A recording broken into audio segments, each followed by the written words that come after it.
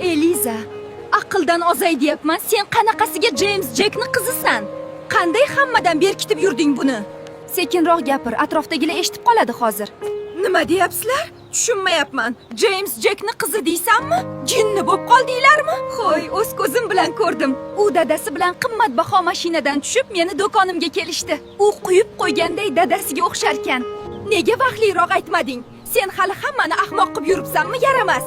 Qiziq, Mariya kim unda? U shunchaki obro' uchun meni niqobimda yuribdi.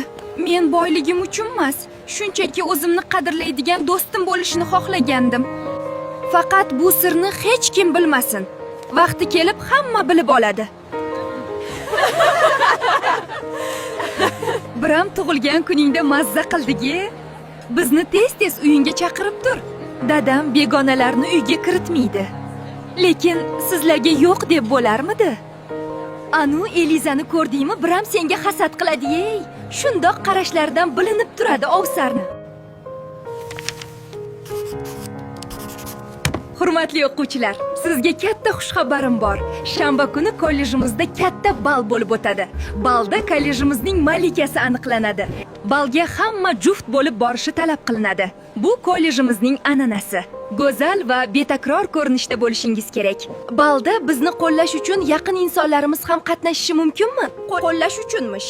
Kim g'olib bo'lishi aniq bo'lsa, nima qilasan? Bemaza yaqinlaringni balga yetaklab kep. Bayram jonu dilim, unda tezroq tayyorlanish kerak. Birinchi navbatda hammani og'zini ochib qo'yadigan bazm libosi olish kerak. Voy, dugonajon, juda ham yarashdi. Senga o'zi yarashmaydigan narsa yo'q.